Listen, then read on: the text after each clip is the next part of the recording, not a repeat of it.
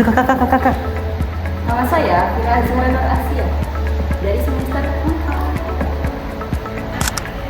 4. Kakak, spill nama. Nama aku Nuni Haryadi, mahasiswa UPS semester 4. Kalau nggak kelewatan. Hai, nama aku Agus Amelia, aku semester 4. Hai guys, aku Ika Roda Putiani, mahasiswa semester 4. Halo, nama saya Kikin Dulati Batulo, saya mahasiswa semester 4. Kami, saya Bapak Tatu, mengucapkan Em biết em biết của sao cứ ở thằng con qua rồi xin ra của nó xí quên mày làm chuyện rồi muốn không biết số là sao biết nhá sẽ cái biết cái gì vậy. Halo semuanya, selamat datang bukan di museum yang pengap dan kaku, melainkan di sebuah laboratorium alam raksasa di jantung kota hujan, yaitu Kebun Raya Bogor. Nah, untuk mendapatkan tiket menuju laboratorium alam ini, kalian gak perlu merogoh kocek dalam-dalam. Harga tiket masuknya sangat affordable untuk rombongan pelajar.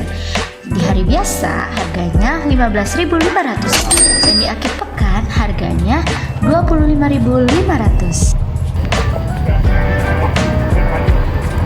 Getar gak bisa. Agar lebih praktis dan tidak perlu antri, rombongan sekolah sangat disarankan untuk membeli tiket secara online melalui situs resmi di tiketkebunraya.id.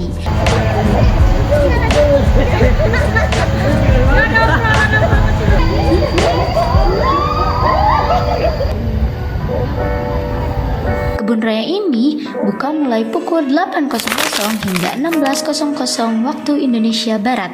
Jadi pastikan kalian datang pagi ya.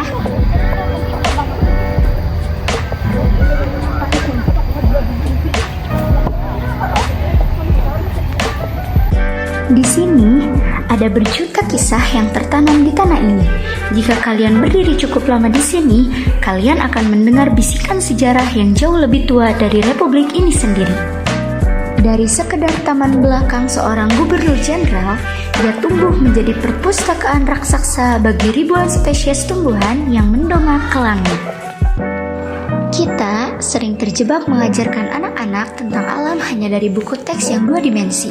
Padahal anak-anak adalah para penjelajah ulung. Satu kata untuk Kebun Raya Bogor. Satu kata untuk Kebun Raya Bogor. Satu kata untuk Kebun Raya Bogor. Good job. Satu kata untuk Kebun Raya Bogor. Hijau. Foto di situ bareng-bareng yuk. Ini apa namanya? Istana Negara. Dalamnya ada siapa? Gak ada siapa-siapa. Nah kita ada pas pampres. Pas pampres. Ada buku, ada meja, ada lukisan. Udah bener nanya. Ada jok. Ayo buru mumpung kosong. Ayo. Ini di sini aja kan. 1, 2, 3. Iya. Mereka belajar bukan hanya dengan mata, tapi dengan menyentuh kulit pohon yang kasar, mencium aroma tanah basah, dan mendengar gesekan dedaunan. Itulah kenapa kita memilih Kebun Raya Bogor, bukan sekedar untuk healing atau mencari udara segar, tapi karena disinilah rasa ingin tahu anak-anak menemukan rumahnya. Di atas lahan seluas 87 hektar ini, mereka yang duduk di bangku sekolah dasar bisa berlari, bertanya, dan takjub pada keajaiban ciptaan Tuhan. Jadi di Kebun Raya ini kita bisa lihat ya, di sini bisa cocok banget buat familyable ya, bisa kita lihat tuh di belakang ya. Ada keluarga-keluarga, bisa juga kayak datingable ya. Tuh ada tuh ada. Bisa juga friendlyable ya, bisa dilihat sini ramai juga, ada banyak food cartnya juga di sini ya kan. Di sini juga free wifi ya guys ya. Mukanya lensa. Lalesah guys. Kita habis syuting dari jam 8 pagi sampai jam 12. Semoga akun YouTube kita bisa menghasilkan AdSense ya, tidak dolar kuning lagi. Ya. capek banget. Kita ya buka mukanya. Terus lihat tenaga lagi. Ini pohon tertua di kebun raya sekitar 100 tahun. Nah, manfaat outing class di sini sangat masif. Dalam psikologi pendidikan, anak belajar paling efektif saat mereka mengalami langsung. Di Kebun Raya Bogor ini, pelajaran IPA tentang fotosintesis berubah menjadi dongeng visual saat mereka berdiri di bawah pohon raksasa. Here we are, selamat datang bukan di kebun binatang, melainkan di salah satu museum zoologi tertua dan terlengkap se-Asia Tenggara, yaitu Museum Zoologi Bogor. Untuk membuka pintu kapsul waktu ini, kalian gak perlu membayar mahal. Di hari biasa, harganya mulai dari 15.000 per orang. Di akhir pekan atau libur nasional, harganya 25.000 per orang. Dengan satu tiket itu, kalian sudah bisa menikmati seluruh area museum, termasuk wahana imersif terbaru mereka yang sangat canggih. Untuk jam operasionalnya, museum ini sangat ramah untuk rombongan sekolah.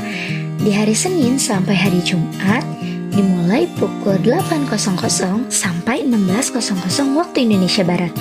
Dan di hari Sabtu, Minggu, dan libur nasional, bukanya lebih pagi, dimulai pukul 7.00 sampai 16.00 waktu Indonesia Barat.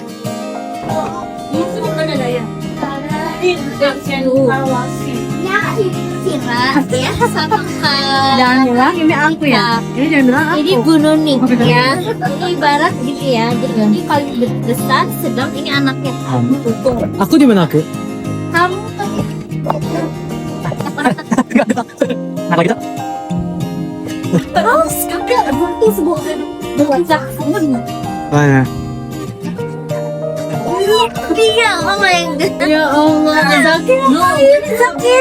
Ya Allah, Zaki jangan gelantungan di sini Zaki. tapi nggak gitu juga kali. Kayak geli banget dah. Ini juga semuanya saudara-saudara. Ini siapa?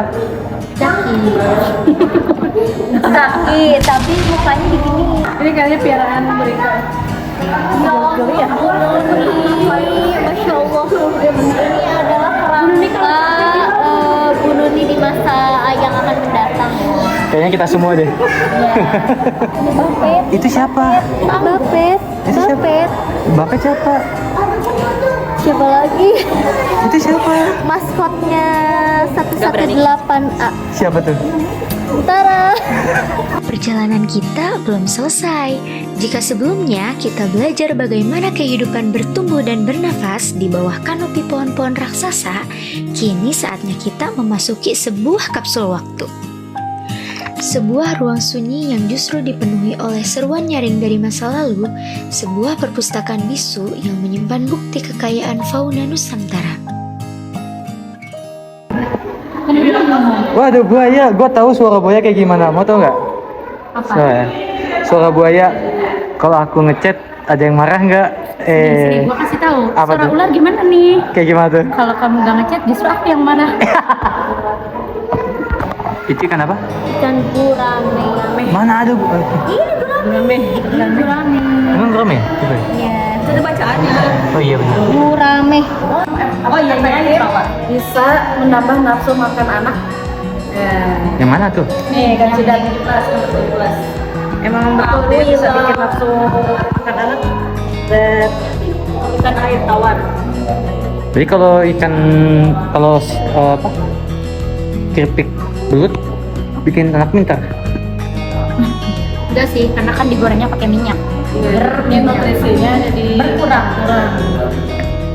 Kalau ikan yang sidat itu dia udah diolah dengan madu, ada tuh namanya gizidan. Tapi memang hasilnya bagus sih. Saya pernah memberi ke adik saya. Memang nafsu makannya bagus.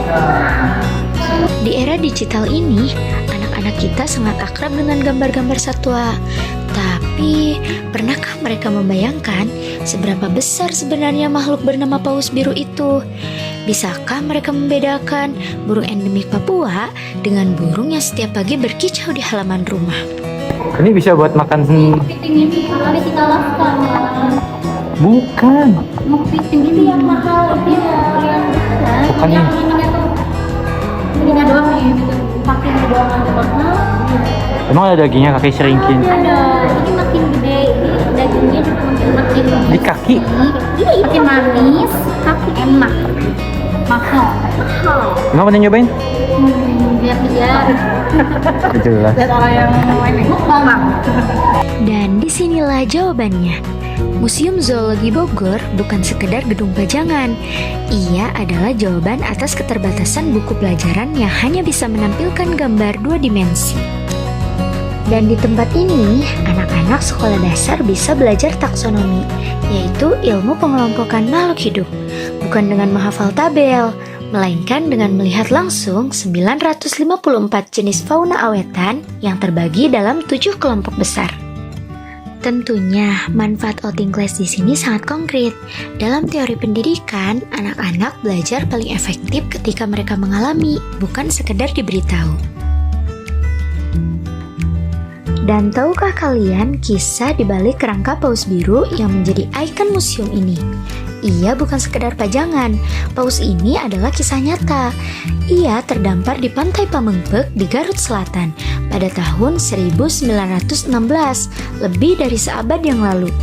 Untuk memindahkannya ke Bogor, konon katanya dibutuhkan waktu hingga 44 hari menggunakan kereta api. Ikan nun.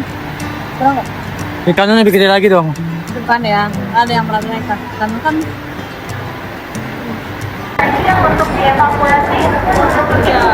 Bukan Bogor namanya kalau nggak hujan.